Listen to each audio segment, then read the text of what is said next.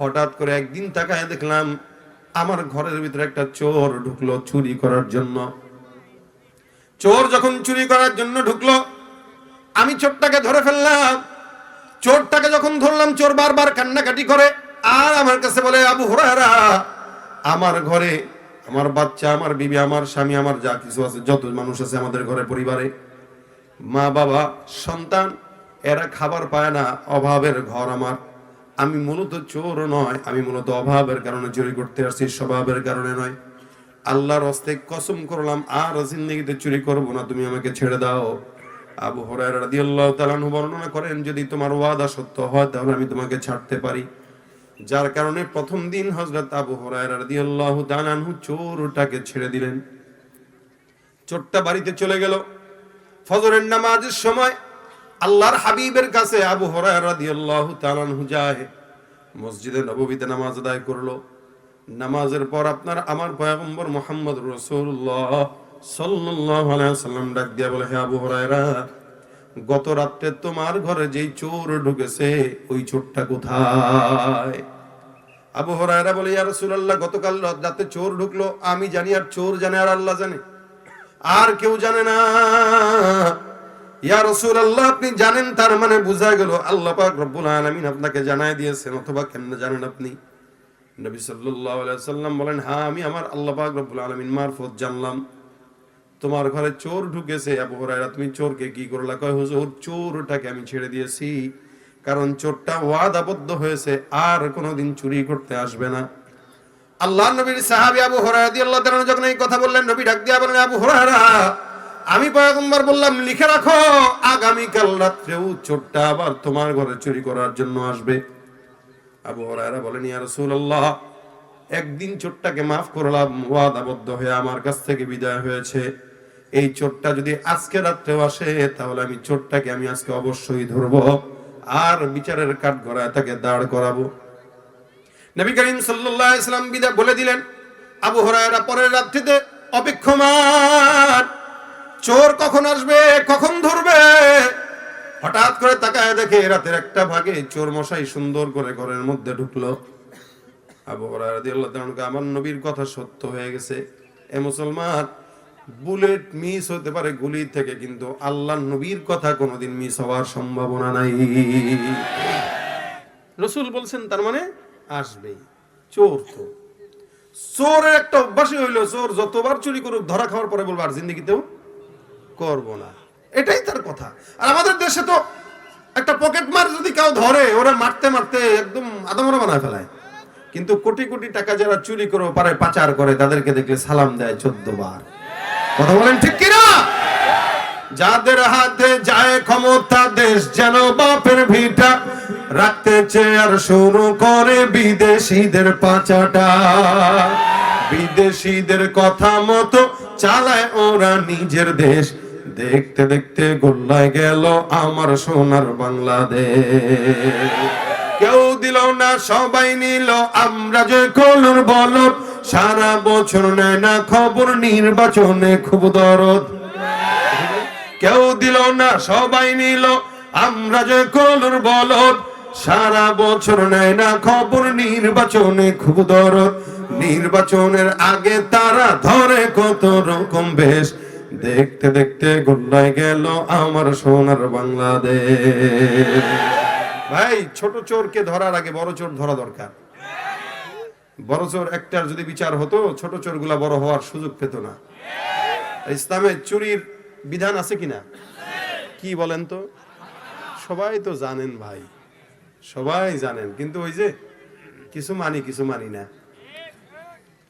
কিছু মানি কিছু মানি না। আল্লাহ পাক কোরআনে বলেছেন, মুমিনরা বলে যে কিছু মানি কিছু মানি না। কিছু দল আছে যারা বলে কোরআনের কিছু অংশ মানি কিছু অংশ মানি না, মানে যেটা আমার পক্ষের ওইটা ঠিক আছে, যেটা বিপক্ষের ভাই এটা ঠিক নাই। যদি এদেশে ইসলামী আইন থাকতো আর হাত কাটার বিধান থাকতো, যত মানুষ চুরি করেছে বা করবে প্রত্যেকের হাত কাটা হতো, আর রাস্তায় আল্লাহ নবীজির নাম বলে ভিক্ষা করা লাগতো। কিন্তু আফসোস, এদেশে ইসলামী আইন নাই, যার কারণে হাত কাটা হয় না। একটার হাত কাটলে বাকি 10টা ঠিক হয়ে যেত। এমনি একটা জেনাকারী ধর্ষককে শাস্তি দিলে সবগুলো সোজা হয়ে যেত। ভাইরা আমার, এই কারণে ইসলামী আইনের বিকল্প কিছু নাই। আমরা দোয়া করে আগামীর বাংলাদেশ ইসলামের বাংলাদেশ হোক, বলেন আমিন। তাহলে আবু হুরায়রা রাদিয়াল্লাহু তাআলা চোরকে দ্বিতীয় দিন ধরলেন।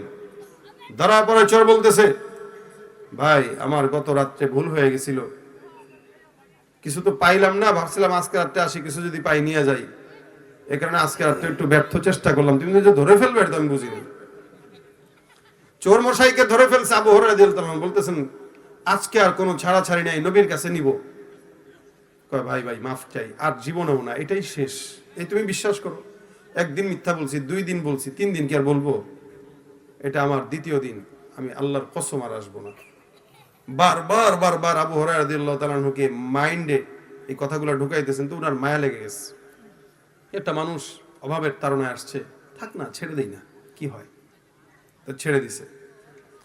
ফজরের নামাজে আল্লাহর হাবিব তাকে দেখলেন, দেখার পরে ডাক দিয়া বলেন, কি ব্যাপার আবু হুরায়রা, চোর কোথায়? বলছিলাম তোমাকে চোরটাকে ধরে নিয়ে আসার জন্য। আবু হুরায়রা রাদিয়াল্লাহু তাআলা আনহু বলেন, ইয়া রাসূলুল্লাহ, গত রাতেও চোর যখন আসলো বারবার এমন এমন কথা বললো যার কারণে আমার মায়া লেগে গেছে, আমি তাকে ছেড়ে দিলাম। পয়গম্বর ডাক দেয়া বলে, মায়া লাগার কোনো দরকার নাই, আবার আসবে কালকে। কবে আসবে? হুজুর বলেন কি? আসবে। আবু হুরায়রা রাদিয়াল্লাহু তাআলা আনহু বলেন, হুজুর 2 দিন ছাড়লাম, আজকে যদি আসে লাঠি দিয়া পিটাবো অথবা রশি দিয়া বানবো, আপনার কাছে নিয়ে আসবো, যত বিচার করা দরকার আপনি রাসূলুল্লাহ বিচার করে দিবেন।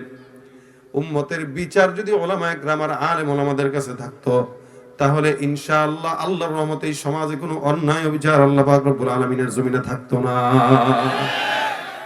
রাসূলের কাছে বিচার ব্যবস্থা, এই কারণে চোর ভয় পাইতেছে যে নবীর কাছে নিলে তো হাত থাকবে না, নবীর কাছে নিবে। আল্লাহ কয় কি? আল্লাহর নবী বললেন, আগামী কাল আবার চোর মশাই আসবে। আবু হুরায়রা রাদিয়াল্লাহু তাআলা আনহু বলেন, ইয়া রাসূলুল্লাহ, যদি আগামী কাল আসে চোরকে অবশ্যই ধরবো, আপনার কাছে নিয়ে আসবো, বিচার আপনি করবেন। রাতের বেলা তাহাজ্জুদের নামাজে দাঁড়ায় গেলেন, নামাজ কালাম পড়তেছেন, হঠাৎ করে তাকায় দেখে চোর মশাই হাজির। আল্লাহর নবীর সাহাবী আবু হুরায়রা কয়, আল্লাহ রাসূলের কথা সত্য, এ পয়গম্বরের কথা সত্য অনুযায়ী চোরটা আবার হাজির হয়ে গেছে। পিছন থেকে রশি দিয়া সুন্দর করে তার ধরে বেঁধে ফেলছেন। বেঁধে দরজার কিনারায় বসায় দিয়া কয়, চুপচাপ বসে থাকবি, কোনো জবান নাড়াবি না, তুই জবান নাড়াইলেই তোর আজকে মাইট দিমু। এতদিন জবান নাড়ায় নাড়ায় কেমন কেমন যেন কথা কয়, কান্না করে, মাফ করে দেয়। আজকে কোনো কথাই বলা নিষেধ, চুপ থাকবি, জবান খুললে তো মায়া লেগে যায়, জন্য কোনো কথা বলা যাবে। চোর মশাই চুপচাপ বসে রইছেন। হঠাৎ করে চোর মশাই আবু হুরায়রাকে ডাক দিয়ে বলেন, হে সাহাবী আবু হুরায়রা, আমি তোমাকে একটা জিনিস বলবো, তুমি কি শুনবা? আবু হুরায়রা বলেন, কি বলবি? তোর না বলছি কথা বলিস না, কেন? এটা তোমার জন্য উপকারী। বলে, কয় কি? আমার উপকারী মানে? তোমার আমি একটা জিনিস শিখাইতে চাই, দামি জিনিস, কোরআনের একটা আয়াতের আমল। সুবহানাল্লাহ। আবু হুরায়রাকে চোর মশাই বলতেছেন, আবু হুরায়রা, কোরআনের একটা আমল শোনাবো, তোমাকে শিখাবো, যেটা তুমি পারো না আমি জানি নিশ্চিত। আবু হুরায়রার মতো একজন সাহাবীকে চোর বলতেছে, তুমি এটা পারো না আমি নিশ্চিত জানি, তোমারে শিখাবো। তার মানে বোঝা গেল চোরটা শিক্ষিত শয়তান, ঠিক কিনা জোরে গো? পীরগিরিয়ার মাজার পূজা চলছে দেশটা জুড়িয়া, শিরকি আর ভণ্ডামিতে দেশটা গেছে ভরিয়া। গাজার কলকি টান মারিয়া, গাজার কলকি টান মারিয়া দেখায় খাজার শান, ওরা শিক্ষিত শয়তান, ওরা শিক্ষিত শয়তান, ওরা শিক্ষিত শয়তান, ঠিক কিনা? শিক্ষাঙ্গনের দিকে ভাইরে দেখো না চোখ মেলিয়া, ছাত্ররা সব বই ছাড়িয়া থাকে শুধু প্রেম লইয়া। অস্ত্র সে তো সঙ্গের সাথী, অস্ত্র সে তো সঙ্গের সাথী, হইতে মাস্তান, ওরা শিক্ষিত শয়তান, ওরা ওরা শিক্ষিত শয়তান, ওরা শিক্ষিত শয়তান, ঠিক কিনা? শিক্ষা থাকলেই হয় না, কিছু মানুষ শিক্ষিত হয়েও চোর হয়, আছে না? এ অধিকাংশ মানুষই। আগে মানুষ শিক্ষা অর্জন করতো মানুষ হওয়ার জন্য, এখন শিক্ষা অর্জন করে বাটপার হওয়ার জন্য। এজন্যই এই প্রতিষ্ঠান মাদ্রাসার শিক্ষা দরকার বেশি বেশি, কি ঠিক না? ডাক্তার হোক, ইঞ্জিনিয়ার হোক, আগে দিন শিখুক, তাহলে ডাক্তার হইলেও কসাই হবে না। জবাই করবে না আপনার, গেলেই খালি টেস্ট না, জ্বরের জন্য কয় আলট্রাসাউন্ড করো, ওই ধান্দাবাজি যে। সপ্তাহে 2 বার যাবেন, 2 বারই টেস্ট দিবে। যদি করে এত টেস্ট কে, তুমি কি বেশি বুঝো না আমি বেশি বুঝি, এক কথায় শেষ। ইঞ্জিনিয়ার যদি হয় আর যদি কোরআনের এলেম থাকে, তাহলে এই রাস্তাঘাটে দেখেন না রোড কদিন পর ভাঙে, আপনাকে জিনাদারে যে আল্লাহ বরকতময় রোড, এই শরীর ব্যথা হয়ে গেছে এই রোডে আসতে যায়, এই দেরি হয়েছে তো এই রোডের বরকতে, আমার দোষে না, আপনাদের রোডের বরকত। এই যে রোডগুলা করছে যখন, তখন রড দেয় নাই, বাঁশ দিছে, বাঁশ না। 1 কোটি টাকা থাকে, 60 লক্ষ টাকা মনে করেন নিজের পকেটে, আব্বার টাকা মনে করে খায়, আর 40 লাখ আপনার মতো আমার মতো বলদের জন্য বরাদ্দ রাখে, যার কারণে কয়দিন পর পর এই সমস্ত বরকতময় পুকুরে সাঁতার কাটা লাগে, ঠিক না? তাহলে ভাই যেটা বলছিলাম,